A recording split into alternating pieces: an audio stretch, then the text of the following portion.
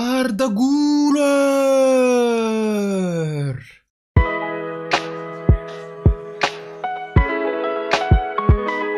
Salut mes madrilènes, salut mes merengues, salut mes galactiques, j'espère que vous allez tous très bien. Victoire. C'était encore une fois très chaud, mais victoire super importante. 1-0 du Real Madrid sur le terrain de Getafe. Même victoire que face à Bilbao, avec un seul but d'écart certes, avec encore une fois un héros que franchement j'attendais pas forcément, je le voyais titulaire et tout, mais je pensais pas que ça allait être lui le héros du match. Arda Güler qui met un but les gars, mais il est magnifique son but. Sur un contre pourtant qui à la base était assez mal géré, je pensais que c'était terminé, hein. Je pensais vraiment que l'action était terminée. Mais au final ce qui se passe c'est que le ballon retombe dans les pieds de Arda Güler, après être passé par les pieds de Brahim, etc. Parce que c'est un contre en fait qui a été mené par Vinicius, qui a été très mal joué de la part de Vinicius d'ailleurs, qui aurait dû la donner à Hendrik. Sauf qu'au final, il s'y prend un peu tard, il est contré, etc. Un petit peu comme d'habitude, hein, ça arrive très souvent, on le sait très bien. Et là, ce qui s'est passé, c'est que le ballon retombe dans les pieds de Arda Güler, qui va centrer une première fois. Le centre va être dégagé, va revenir encore une fois sur Arda Güler, qui va faire contrôle du gauche pour éliminer avec un crochet le défenseur. Se l'amener avec un petit extérieur et envoyer une frappe du droit magnifique.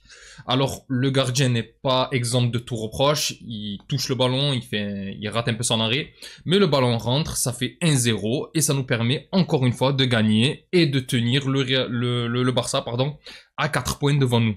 Alors, les gars, côté jeu, c'est vrai que c'était un petit peu comme d'habitude, c'était pas foufou, mais pourtant, en première période, parce qu'il y a eu deux périodes assez distinctes, hein, en première période, je trouve que ça jouait pas trop mal. J'ai vu des phases de jeu qu'on n'a pas vu depuis un petit moment, j'ai vu des dédoublements de passes, j'ai vu des jeux en triangle et tout.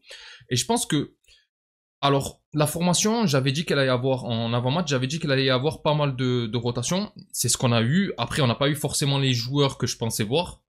Moi, j'avais mis par exemple Modric et Ceballos au lieu de Tchouaméni, Valverde. Déjà, parce que Valverde, je pensais qu'il allait être au repos. Et puis bon, à force de regarder sur le réseau et tout, pas une seule fois j'ai vu un Tchouaméni titulaire. Maintenant, que ça soit, parce que je regarde beaucoup le journal du Real, tout ça, en fait. Ils ont plus d'infos que moi, de toute façon, c'est des journalistes. Sauf que, ben, j'ai pas vu une seule composition où il y allait avoir Tchouaméni en titulaire. Peut-être en défense centrale, mais pas au milieu de terrain. Donc, du coup, ce qui s'est passé, c'est que moi, j'avais mis Modric et Ceballos, avec plus haut Arda Güler et Brahim. On a eu ça, sauf qu'on a eu Tchouaméni et Valverde avec Arda Güler et Brahim. Et Arda Güler, les gars, aujourd'hui, alors, en deuxième période, il a été un petit peu transparent, un petit peu à l'image de l'équipe, hein, parce que je trouve que la deuxième période, par contre, on a assez mal joué. Mais en première période, surtout après son but, je trouve que bah, il a fait étalage de pas mal de qualité de jeu. Hein. On a vu qu'il était capable de prendre le jeu à son compte. Après le but, n'en parlons pas, parce que du coup, il a pris la confiance, donc il s'est totalement lâché, en fait. Et c'est vrai qu'au final, ben, la première mi-temps était assez agréable et ça faisait un petit moment que j'avais pas vu une mi-temps de ce niveau-là. Alors, c'était pas exceptionnel, ça reste un Real Madrid qui ronronne encore une fois, mais pour autant, c'était pas trop mal. Sinon, titularisation surprise d'Hendrik que je pensais pas voir aujourd'hui et qui m'a fait vraiment plaisir parce que moi j'aime beaucoup Hendrik, je trouve qu'il apporte pas trop mal quand il rentre en fin de match. C'est vrai qu'aujourd'hui, malheureusement, on l'a pas vu faire grand-chose, hein. Je pense que c'était pas un match qu'il a vraiment mis en son avantage, hein. Il s'est pas montré dangereux, il a pas eu beaucoup d'opportunités de le faire aussi, faut être honnête. Il a eu plus de duels avec Duarte que véritablement le ballon, hein. D'ailleurs, Duarte, je vous avais dit que Getafe, c'était une équipe qui aimait bien rentrer dans le tas. C'est ce qui est arrivé aujourd'hui, hein. Qu'on le veuille ou non, le début de match, c'était que des fautes de Getafe. En plus, ils jouaient ceux qui avaient rien fait, alors que tu le voyais qui venaient, ils mettaient le physique, ils mettaient les coups de coude, ils mettaient le coup d'épaule. Mais à chaque fois, il n'y avait rien. Tout ça pour empêcher Vinicius et Hendrik de prendre de la vitesse. Et après, ils te disent non, nous on n'a pas touché, on n'a rien fait. Alors que ça s'occupait pas du ballon, mais ça s'occupait que de l'attaquant. Ma foi. Enfin bref. Encore une fois, moi je suis très content de cette victoire. Alors, j'avais dit que de toutes les manières, dans le jeu, ça allait être nul. Ça allait être nul, on allait finir en roue libre. Mais ce qui est important, c'est les points. Il fallait juste prendre les points. Et aujourd'hui, ben, comme le Barça, même s'ils ont mieux joué eux hier, ils ont gagné 1-0. Toi, tu as gagné 1-0. Tu continues ta course. Maintenant, il y a la finale de coupe, la finale de coupe du roi qui arrive. Je continue à dire que je la sens assez mal. J'espère me tromper, hein. De toute façon je vais faire un avant-match où je vais essayer un petit peu d'apporter un petit peu d'espoir, mais bon, ça risque d'être assez compliqué. D'ailleurs c'est pour ça qu'il y a eu pas mal de turnovers aujourd'hui, hein. Même si Ancelotti en avant-match il avait dit que il pensait pas du tout à ce match-là. tu laisses Bellingham sur le banc, tu laisses Rodrigo sur le banc, tu laisses Rudiger sur le banc. Mon pote, me dis pas que tu y penses pas. Là, il dit, ouais, le match, il est loin, il est dans une semaine, etc. Là, on a avant-match, mais les gars, arrête. Arrête. Nous prends pas pour la peine de 3 semaines, comme on dit. Non, nous prends pas pour des idiots. Arrête, on le sait très bien. De toute façon, on le savait que tu allais ménager certains joueurs, et c'est logique. D'ailleurs, comme j'avais dit, moi, je pensais que Valverde et tout ça, ça n'allait pas jouer. Donc, je vais pas être surpris. Maintenant, c'est vrai que je pensais qu'elle allait avoir Rudiger. Au final, on a eu Alaba en défense. Je pensais que Ceballos, qui n'avait pas joué depuis un petit moment, allait un petit peu enchaîner. Sauf qu'au final, ben, on a essayé de jouer un peu plus solide défensivement avec Valverde et Tchouaméni. Ce qui a permis à Arda Güler et Brahim de se libérer et de jouer plutôt en attaque. Et c'est vrai que si tu veux jouer comme ça, mieux vaut avoir un double pivot plus solide que Modric et Ceballos, qui sont plus créatifs. Mais franchement, sur l'ensemble du match, ben, la victoire, elle est généreuse, elle est très généreuse, parce que la deuxième mi-temps, par contre, c'était difficile. Hein.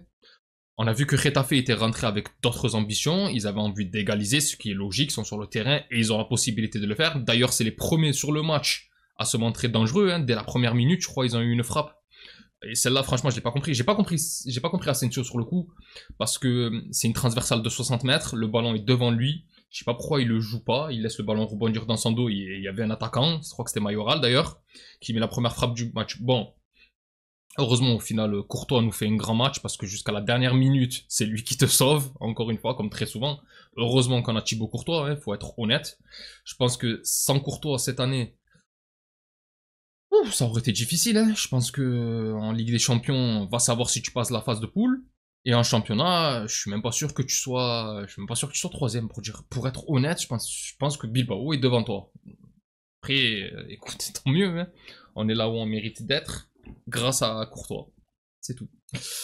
Sinon, sur le match en soi, donc ce que j'avais dit sur la deuxième période, bien évidemment que Getafe a pris le jeu à son compte. Nous, on a essayé de jouer en contre. De toute façon, l'avantage que tu as en ouvrant le score, c'est qu'après, toi, tu peux te permettre de jouer bas et de partir en contre avec les Vinicius, les Hendrick et tout. Sauf qu'au final, je le répète, mais je trouve qu'on joue très très mal les contres.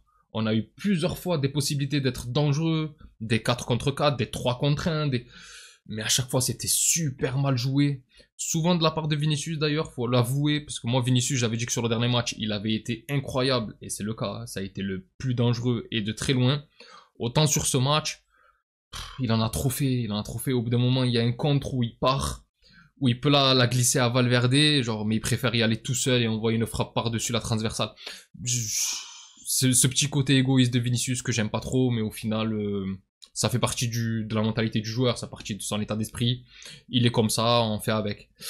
Sinon, bien évidemment, c'était un match qu'il fallait gagner, chose qu'on a fait. Encore une fois, ça te permet de rester à 4 points du Barça, de leur mettre encore la pression, sachant que il y a la Coupe du Roi, mais il y a aussi le Classico qui arrive, je crois que c'est le 11 mai, où on va jouer en plus à Barcelone. Si à ce moment-là, on arrive à faire quelque chose, comme j'avais dit lors du match face à Bilbao, il y a possibilité de revenir et de leur mettre un bon coup de pression, et pourquoi pas passer d'un potentiel 0 trophée, parce que, encore une fois, Ligue des Champions c'est mort, championnat pour moi, je le répète, c'est mort. Il y a encore des choses à faire, mais je pense que le Barça, avec la victoire par exemple de ce week-end ou la victoire d'hier, tu vois que c'est des victoires de champions. C'est des matchs où normalement ils devraient lâcher des points et ils les lâchent pas. Ils restent, ils gagnent quand même leur match. Le match contre le Celta Vigo, les gars, le penalty à la dernière minute. Alors, il est généreux, d'accord.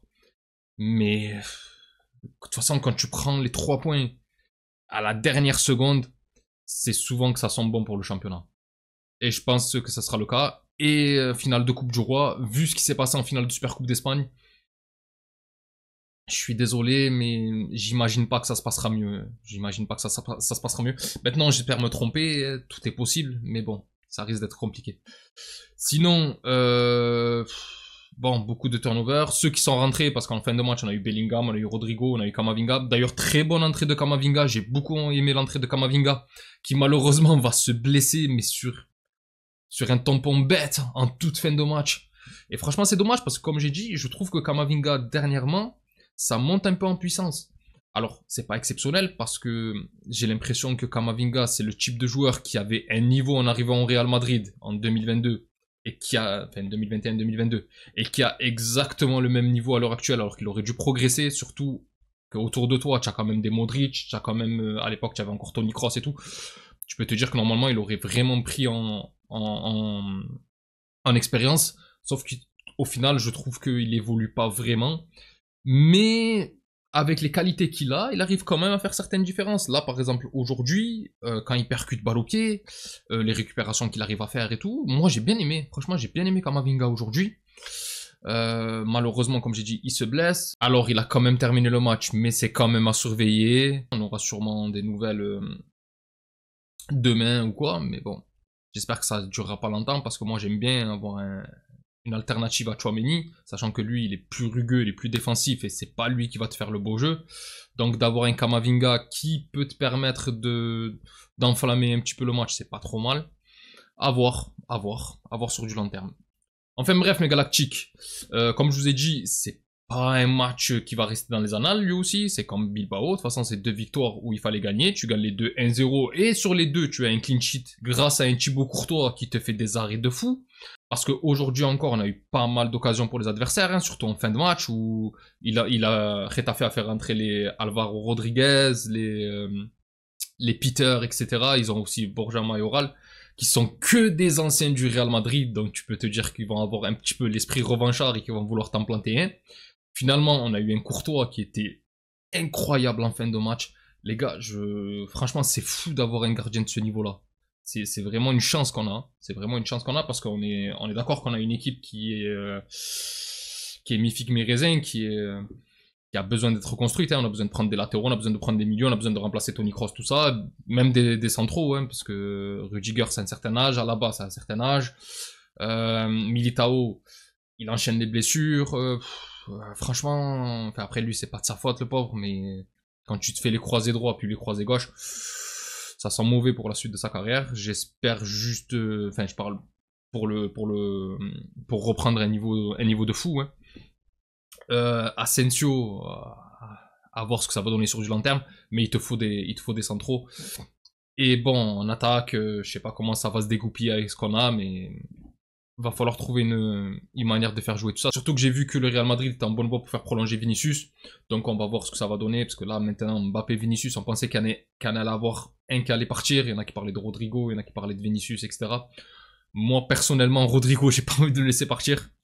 Vinicius, j'aime beaucoup Vinicius. Hein. Je trouve que c'est le plus talentueux de tous, mais de très loin. Mais s'il y en a un qui doit partir, pour moi, ça peut pas être Mbappé parce qu'il vient d'arriver. Ça aurait dû être Vinicius. Et c'est pas ingrat de ma part. Hein. C'est juste que moi, personnellement, je préfère Rodrigo. Maintenant, si on me dit qu'il reste, je vais pas me plaindre. Hein. Je suis très content qu'il y ait Vinicius qui reste. C'est quand même l'un des top joueurs, si ce n'est au niveau talent, le meilleur joueur du monde. Maintenant, à voir sur la prochaine saison, parce que cette saison, on va l'oublier. Autant la saison dernière, il était incroyable. Autant cette saison, on a eu un Vinicius qui est retombé dans les travers des dernières années, mais je pourrais même pas dire, genre, c'est le Vinicius 2020-2021, c'est même pas le Vinicius 2021-2022 ou 2022-2023, etc., où il montait en puissance. Là, on a vraiment rétrogradé, mais à un niveau de fou de la part de Vinicius. Et c'est un petit peu dommage parce que on sait de quoi il est capable. On sait que c'est un joueur incroyable. Mais bon, je le répète, s'il y en a un qui doit partir, moi je fais pas partir Rodrigo. En tout cas, moi je fais pas partir Rodrigo. Après, c'est personnel, c'est des choix personnels. Enfin bref, mes Galactiques, c'est tout pour moi concernant cette rencontre. N'hésitez pas à me donner vos avis dans les commentaires. Si la vidéo vous a plu, n'hésitez pas à liker et à vous abonner. C'est un soutien très important pour la chaîne et je remercie toutes les personnes qui prennent le temps de le faire. Vous êtes les meilleurs. Pour les autres, on se retrouve pour l'avant-match de la rencontre de la finale de Coupe du Roi qui aura lieu ce samedi soir. D'ici là, je vous souhaite une excellente journée ou soirée selon l'heure à laquelle vous regardez cette vidéo. Prenez tous soin de vous. Et encore et toujours, hasta le final, vamos Real et Arda Güler. Salut!